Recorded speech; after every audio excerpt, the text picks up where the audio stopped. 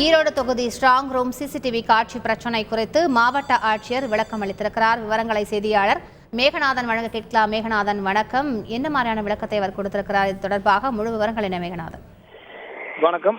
ஈரோடு மாவட்டம் சித்தோடு பகுதியில் செயல்பட்டு வரும் அரசு பொறியியல் கல்லூரியில் பார்த்தோம்னால் ஈரோடு பாராளுமன்ற தொகுதியில் பதிவான வாக்குப்பதிவு இயந்திரங்கள் அனைத்தும் ஸ்ட்ராங் ரூமில் வைக்கப்பட்டு சீல் செய்யப்பட்டுள்ளது. இந்த நிலையில் நாமக்கல் மாவட்டம் குமாரபாளையம் சட்டமன்ற தொகுதிக்கு உட்பட்ட வாக்குப்பதிவு இயந்திரங்கள் வைத்துள்ள அறையின் அந்த சிசிடிவி கேமரா பொருத்தப்பட்டு அங்கிருந்து கட்டுப்பாட்டு அறையில் தொலைக்காட்சி சாதனங்கள் பொருத்தப்பட்டு கட்சி பிரதிநிதிகள் மற்றும் அந்த பூத் ஏஜென்ட்கள் ஆகியோர் பார்க்கும் வகையில் ஏற்பாடு செய்யப்பட்டது. இந்த நிலையில் இன்று காலை சுமாராக 7:30 மணி அளவில் பார்த்தோம்னால் அந்த கேமராக்கள் பழுதாகி அந்த காட்சிகள் எதுவும் தெரியவில்லை.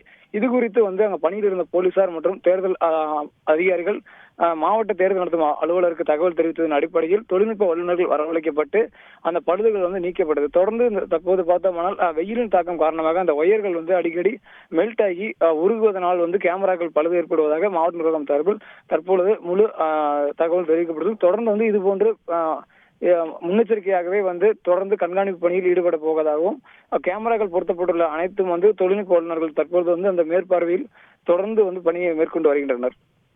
முழு விவரங்களுக்கு நன்றி மேகநாதன். செய்திகளை உடனுக்குடன் தெரிந்து கொள்ள உடனே சப்ஸ்கிரைப் பண்ணுங்க.